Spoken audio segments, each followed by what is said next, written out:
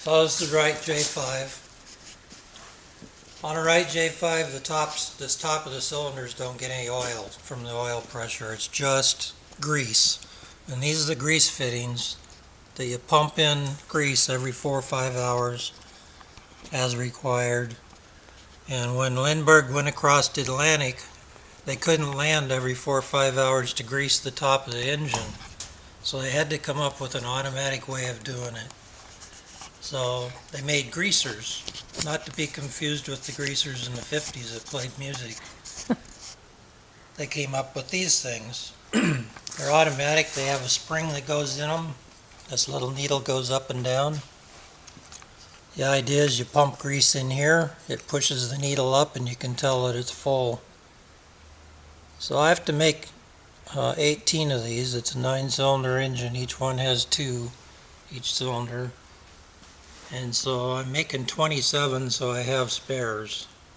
And I had these casted, these little pieces.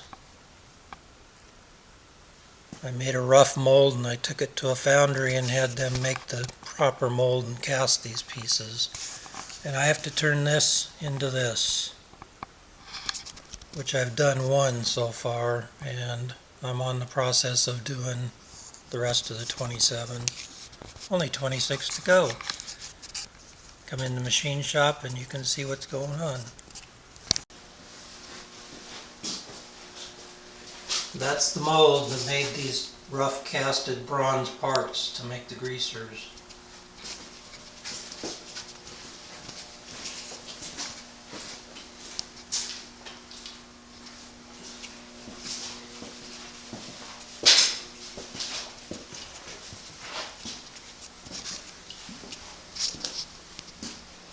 These are the rough casted. All of these I've already done the first process. There's about 10 processes to do to make these. First one you have to drill the bottom and thread the pipe threads on it.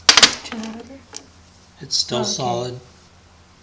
I do it that way because when you clamp it down here, it's still solid and it holds it better. If it's hollowed out already, it can collapse and get distorted.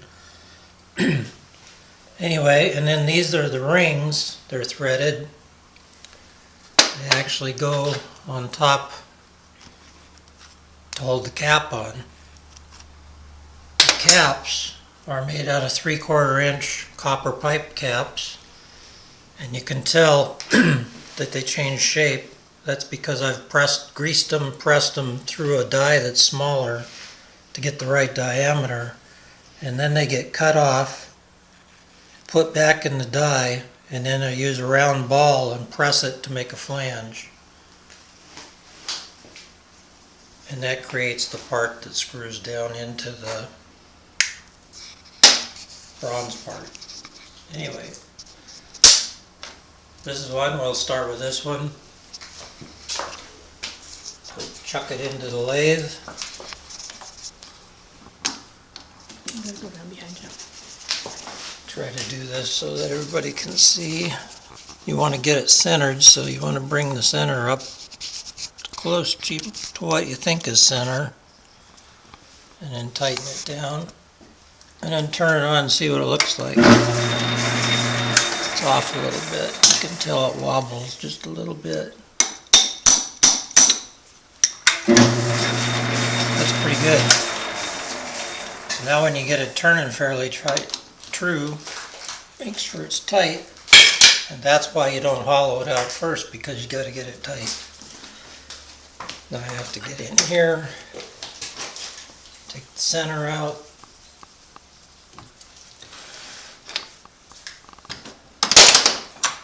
This is my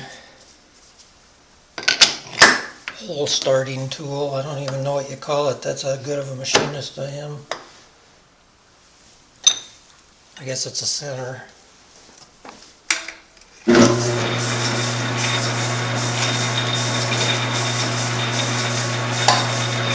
The idea of this is it's a real stiff center, and it goes in and it starts the hole and keeps it true. If you just started with a long drill bit, it would wobble and you wouldn't have a symmetrical hole.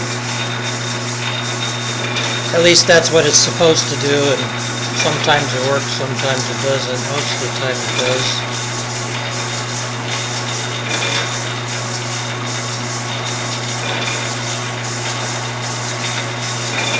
Take that in until it hits that taper, and then just go a little bit more, and you'll see why.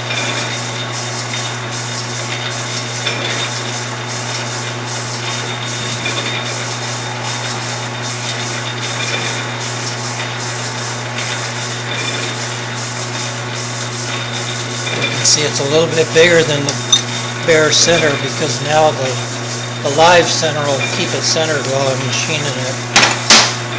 This is a live center because it spins.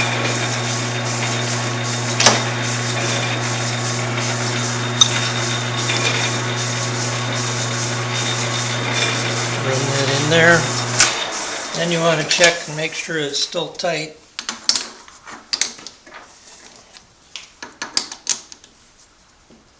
Can always get just a little bit on it. Now I'm going to cut that thing straight first down to diameter that I've got set on my micrometer.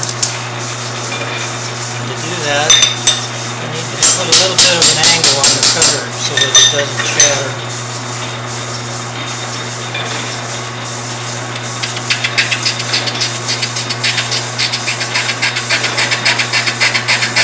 A lot of machinists, professional machinists, are going to shudder when they see this video.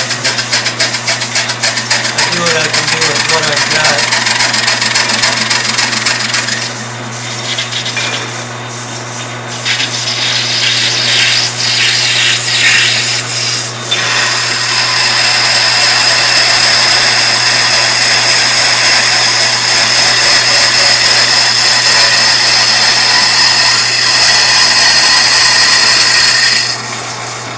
I gotta thread this, it's pipe threads, and a pipe thread is a tapered thread. It gets bigger as it goes on. So this part of what I'm doing actually has to get tapered before I can thread it.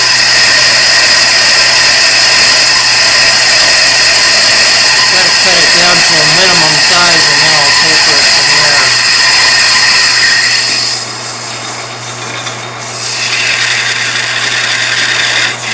Check it. Not quite there, but almost.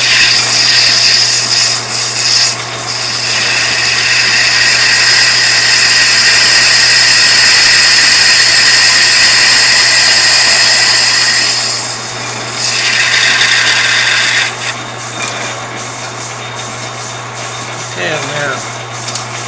Just slips over it. Now to cut the taper, all I'm going to do is I'm going to tap this until it's got a little bit of a taper, and I'll look at that when I get close to it. Just a slight little taper to it. You'll be able to see it when I start cutting because the width of the chip will show you how much you're cutting.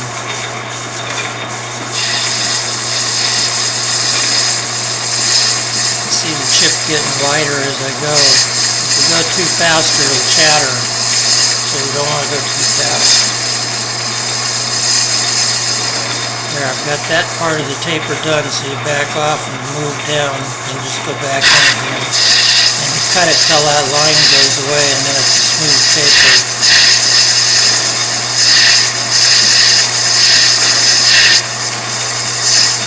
There. That's it. It's tapered. Now we'll take it out, and we'll put some threads on it.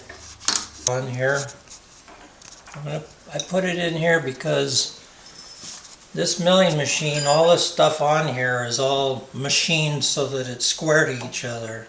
The bottom of this is actually flat and it's square to this table, so it's pretty important that you get this die that makes the threads started straight. If you don't, it'll cut the threads crooked, it'll be thin in a spot and it can break.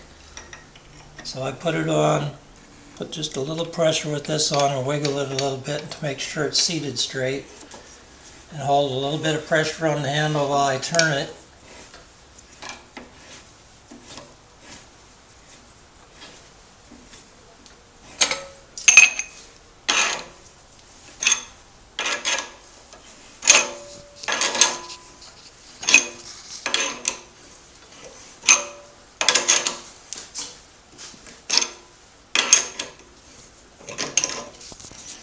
All of these threads I'm cutting are a little bit tight, so what that means is I'll use a chaser die and clean up the threads when I'm done. It just leaves me a little bit of room to play with.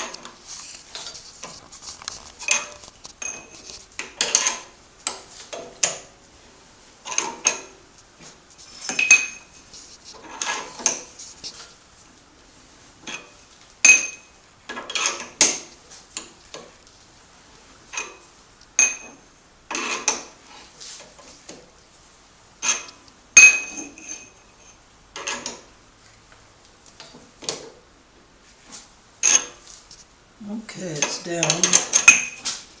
Now I'll just hold just a little tension to get it back off on the handle here, but not enough to mess up the threads. Just let it kind of push the handle up.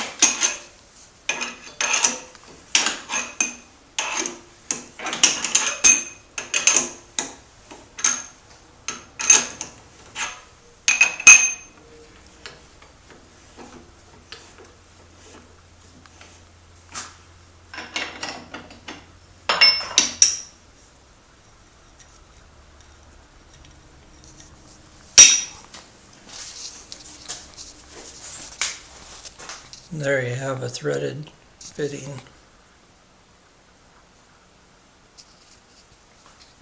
It's drilled. It's not drilled. I didn't drill it.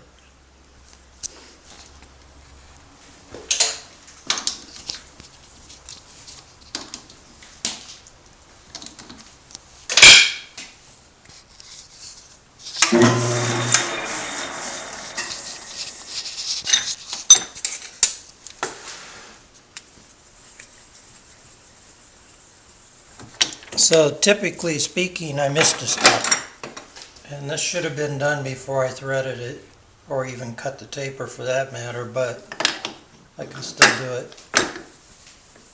It's because you were concentrating on telling the story. I've got a mark on this, how far I want it to go in, and I keep remarking it so I don't lose that mark.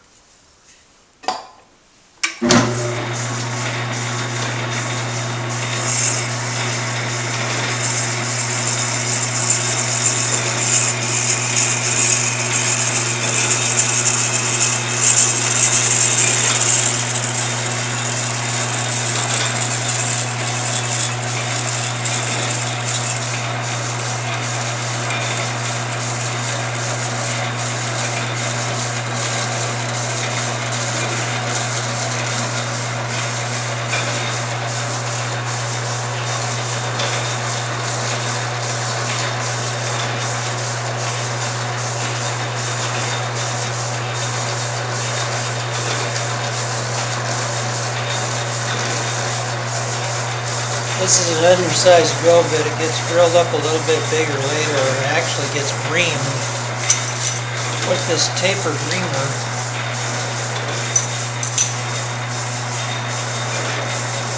Because there's a tapered needle that goes in there, and I'll explain that later. So this is just an initial hole that you're making? Just an initial hole to keep it somewhat centered as we're working.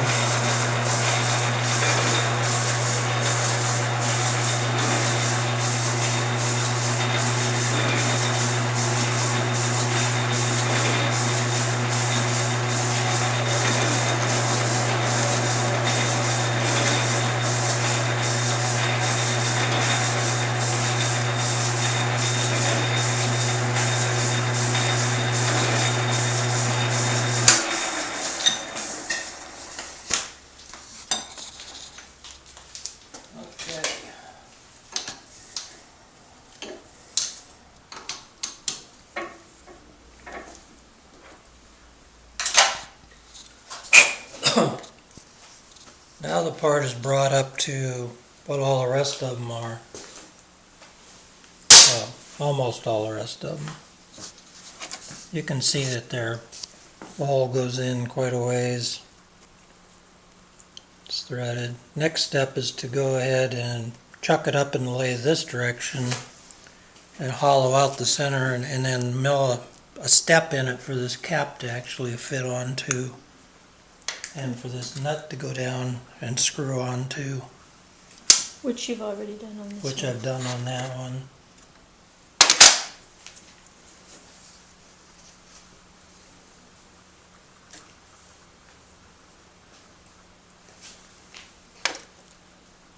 Now, when I talked about the tapered reamer, this goes in the bottom and reams it on a taper like this. And then the needle that goes in here, you can probably see the taper on that. It fits that taper. So when this thing's pumped full of grease and the needle's all the way down, this needle is in its taper like that.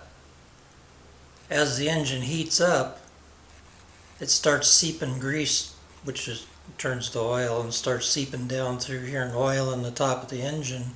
As the grease starts coming out of the cap and going through there, the spring starts to extend. As it extends, it gets weaker. So that's why it's on a taper. As this thing comes out, it allows the opening to get bigger so that more grease can get out, even though that the spring is getting weaker. And finally it reaches the bottom of its spring and you're out of grease. Hopefully that's 40 hours later. That's it for part one.